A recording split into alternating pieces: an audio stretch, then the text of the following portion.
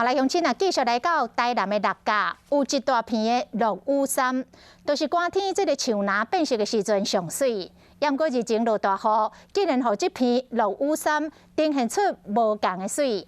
等这个疫情解封了后，乡亲听我到这来行行看看咧。台南落几日港大雨，造成各地拢有发杂草，为了避免影响民众出入的安全，各区拢咧处理这杂草。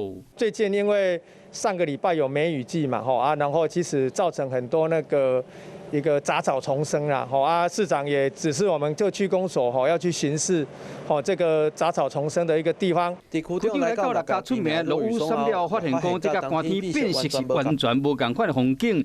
因为落雨翕起来加正水。上个月下雨，结果那个农田蓄满了水，其实这样倒影起来，翠绿绿的一个落雨松，然后倒影起来也是相当的一个漂亮了。我们都希望这个疫情能够赶快过去，大家做好防疫的一个措施。即摆依然是3级的警戒，袂使凊彩出门。若等到解封后，咱乡亲有机会会使到六甲区去行行咧。无的确，嘛会使欣赏到这个迷人的画面。